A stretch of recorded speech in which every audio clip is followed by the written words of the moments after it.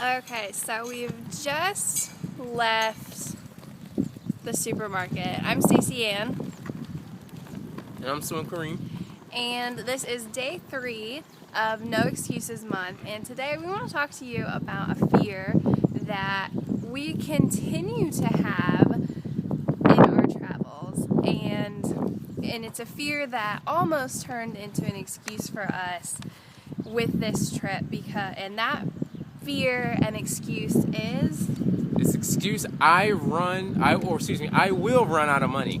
yeah. So the thought is that I'm going to start doing all this travel, but I'm going to get over in this foreign country and then I'm going to just run out of money.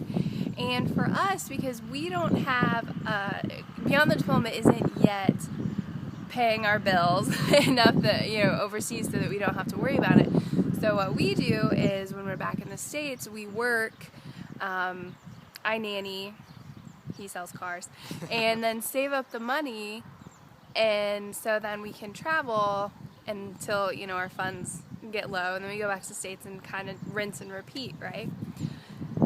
But when you're over in a country like Spain, overseas, where there's no way, we really have no way to just make money while we're here. So it is really an all-encompassing fear that we have that, oh my gosh, we're going to run out of money. So what advice do we have for people if this is the fear that they have either while traveling or even before they've started traveling? They think, this sounds great, but what if I get over there and run out of money? I think one of the best forms of advice is kind of what you said. What we do, we kind of build our money up a little bit, and we watch every single penny. We look at our bank account like a hawk. We're always making sure what's going in is going to be used properly when it's going out. So it's going to be one of my best forms of advice. Just kind of build up your money. If you're trying to just get started in the travel lifestyle, build up, save a little bit of cash, and then really, really watch the money that you have and use it, and make sure you use it in a way that's going to be proper for being able to travel outside the country. Yeah. Beyond that, you're going to be actually pretty good. Yeah, and definitely know what your Budgeting. expenses are. So know what your fixed expenses are back home, like how much you spend on your car, if you're going to keep in a house, your mortgage, any loans that you have. Like for us, we have student loans and a car that we have to pay for no matter what. It doesn't matter where in the world we are. The government still wants their money, and Nissan still wants their money for our car, right? And so those are expenses that we just have to take into account. And then, when we travel, we know, okay, we have to pay rent and other stuff.